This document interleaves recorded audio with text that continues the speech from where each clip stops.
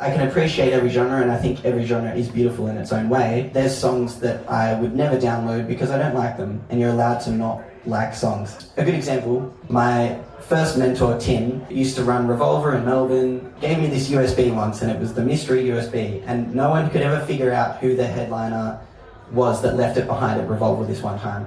And he goes, man, just go through it and see what tracks you like. I think there was 8,000 songs on there, and I got maybe 30 that I actually borrowed.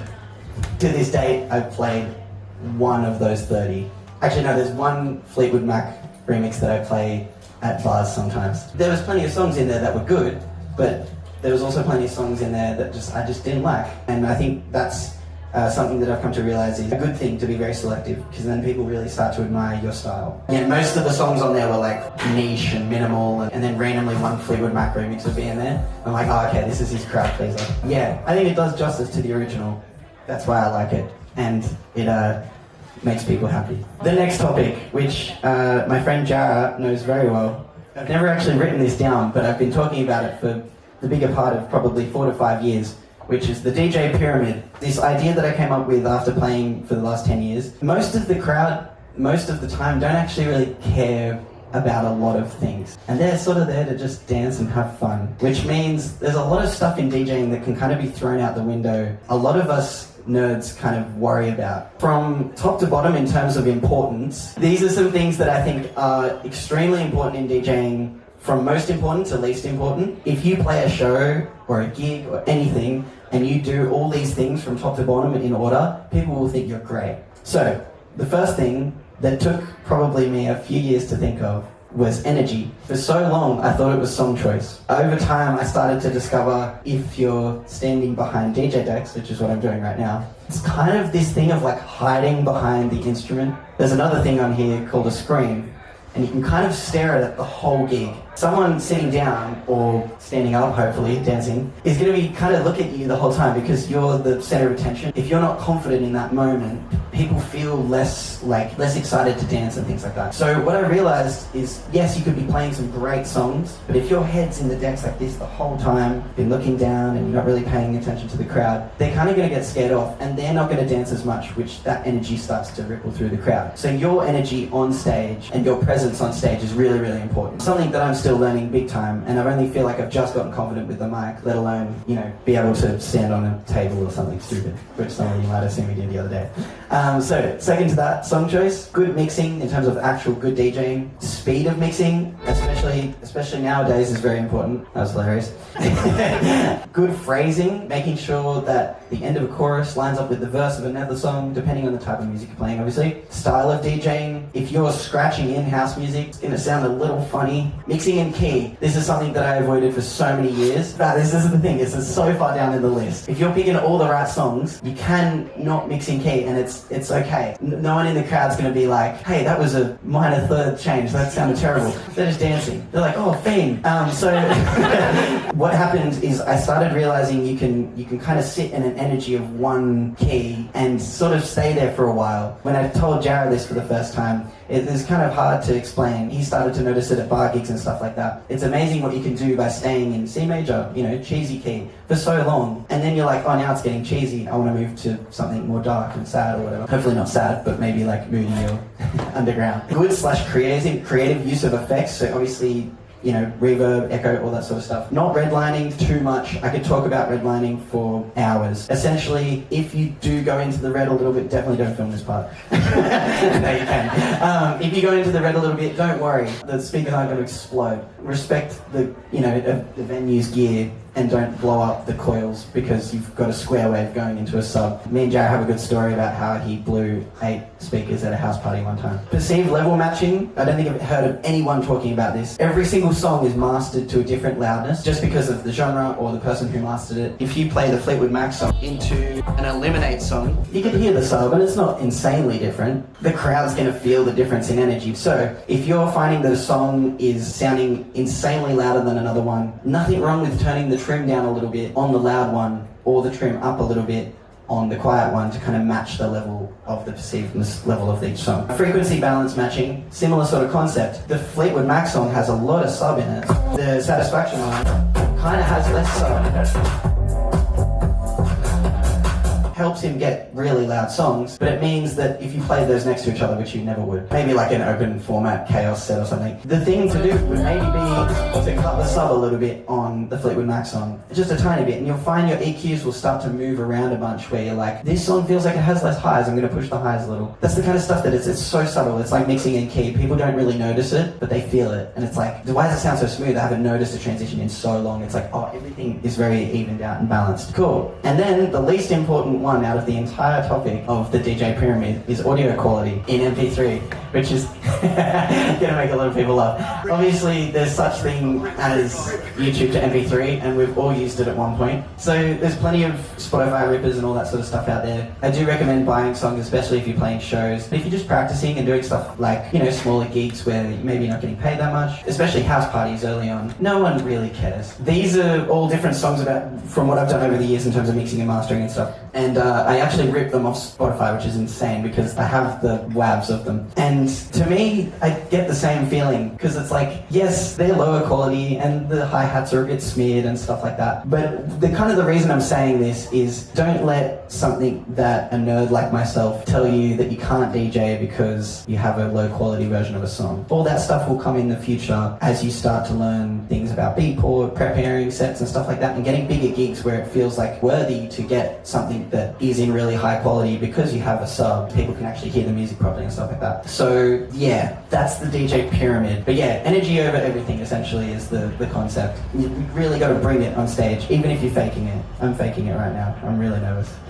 I wanted to run over a couple things really quickly. There's an interview with Pharrell Williams, something very important. He said it's music business, not just music. If it's a hobby for you and music makes you happy and you like making music for yourself and that's all you want to do, then that's awesome. But if you really want to like make it and go all in and get to the big stages and stuff, especially nowadays, it's 50-50 music and 50-50 business. And that means social media, investing in cool clothes like what Jara wears, learning how to graphic design, learning how to video edit. As much as these things haven't got anything to do with the actual making of the music, when I started taking these things more seriously, especially social media, you just start getting bookings and you start getting gigs and people start to take you more and more seriously, which is really cool. Coming up with a strong brand and a strong theme is really important. Getting your friends to help you out as well. The first four people on the right hand side, all good friends of mine, we've all kind of started helping each other as like a little bit of a team, and it's changed all our lives a lot because Jara's a DJ, Kayla goes under Calm, she's a DJ, Tia is pretty much going to be a DJ next week.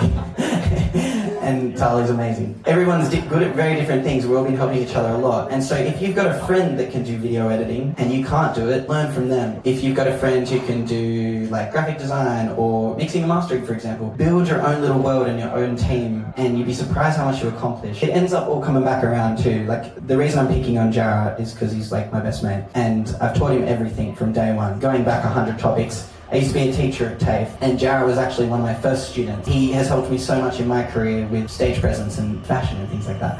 But like actually like really bringing it and looking the part, you know. I've taught Jara plenty of things over the years, but it all comes back. Like help your friends out and really build a little community. Literally Open Decks itself, the place that we're all standing in right now, is such a positive space for people feeling like they can express themselves and really like live out a dream. I think no one really admits it that much, but we all have a dream to do this thing properly. Like I said before, if it's just a hobby, then that's amazing. But if you want to go to the top, then this is the place to be because everyone here is so nice and everyone here really wants to help each other. If you want to have a conversation with someone, then have a conversation and ask questions because you will accomplish a lot of things. I was going to do a whole deep dive production topic thing, but I've realized that I've been talking a lot. Essentially, the main few topics I'm going to brush over really quickly, songwriting, sample selection, sound design, and then mixing and mastering. I think are like the four cornerstones of electronic music production. If you're learning about music theory and your songs are starting to sound really cohesive and they have strong arrangements and they feel like really professional songs, you're going to start making great music. If you're picking like really good samples and you're finding like strong drums and all that sort of stuff, you're going to make great music. If you're starting to learn about sound design, you're recording your own voice, you're recording other people's voices, you're going to start making great music. If you're learning about mixing and mastering and stuff, not super important, but it's the kind of stuff that's going to make your music go from that level of like, it's a demo to like, this could be sent to a label and stuff like that. I want to run over this project really quickly, just to inspire. This is not me showing off, it is a little bit. But this is to inspire people to learn sound design because I think it's very overlooked. So if you want to learn sound design and you want to have a chat to me after, then please say hi. This is a video, and you can see it's just like a stock video. I think it's People Crap is the guy. 2012 kind of VFX stuff. I found this in 2021 or something, and I was like, oh, it'd be really cool to show, like there's essentially no audio to this, it was just a song in the background. And I was like, oh, I should try to imagine what those laser beam things coming up from the floor do and all that sort of stuff. So I built the entire thing, and it consists of some atmosphere stuff, some sound effects, and the beams. I'll just play it all together.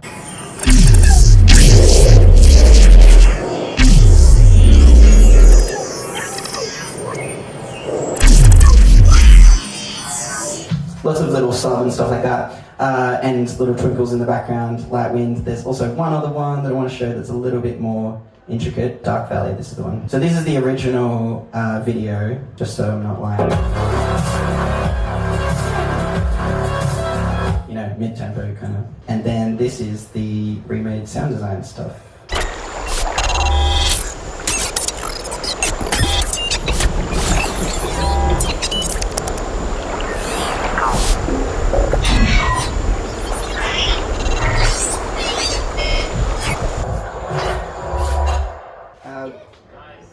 Thank you.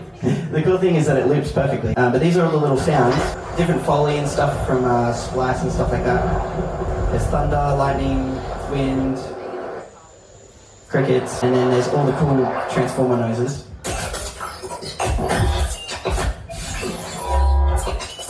And they're all just kind of glitches and different things that I've made over the years. And I had the time of my life making that. I thought it was so fun. So the reason I'm showing you all this is to inspire you, hopefully, to deep dive a little bit into sound design and things like Serum and stuff like that. I'm going to end on some very cheesy, hopefully inspiring things. Just from my years of experience, if you don't know where to start, literally just start anywhere. One thing always inspires another. It's like with making music. If you work on the drums for long enough, before you know it, you'll want to work on the bass. If you are too scared of music theory, learn how to program drums. Same with DJing. If you're too scared of learning how to mix a key or something, start with learning how to do, backspin echo transitions and all sorts of crazy stuff. Just to preface the music thing, releasing music is much harder than it looks in a lot of ways. There's a lot that goes into just releasing a singular song, but it is doable and it's not that difficult. That's just before you know it, there's a million to-do list things. There's a couple sayings that people have said over the years that I thought were very inspiring and kind of realistic in some good ways. It takes 10 years to make an overnight success. The kind of point is be in it for the long run. Just keep kind of going. If you're inspired and you really love doing this kind of stuff, then I very much suggest keeping on going. And like what I said before at the very start, is I've gotten so much further than I thought I'd ever get. It's very cool to be at this point. And if I had given up years ago, then I wouldn't get to experience the things I'm getting to experience literally right now. Imposter syndrome is the most normal thing in the world. Probably a good idea to get used to it because you're gonna keep feeling it no matter how confident you feel. Right now, I don't feel like I'm worthy of teaching you guys or talking right up here at the moment. So you kind of just gotta get used to that feeling. Embarrassment is an underexplored emotion. Feel what it feels to be cringe and really lean into it. Be silly and ridiculous, and if anyone judges you, they're probably just jealous that you're being confident. Roles of DJ producer, these are all the things I was talking about before. Social media manager, influencer, you gotta be so many different roles. Sound designer, songwriter, recording engineer, mixing engineer, manager, booking agent. It takes a lot of skill, and if you can get people to help you, then that's amazing. And then shoot for the stars, because you'll always get further than you ever thought you would. Patience is your best friend. Do it for the love, not the goals, because before you know it, you get the little goals and you look back and you actually didn't realize you were enjoying it properly. In a world of social media and hypermarketing and consumerism and stuff like that, people just want authenticity nowadays. So especially going back to the socials thing, if you can just be yourself, put your brand out there and your music, then it's going to resonate with people. Inspiration can come from anywhere. I found that I've deep dived so many topics over the years and spent so much time producing and DJing that I forgot to be in the real world. And literally sometimes just going to the beach or hanging out with a friend or doing something normal can inspire songs, everything, DJing. Try not to get lost in the computer too much. Thank you guys so much. I've been Waylai /Caleb.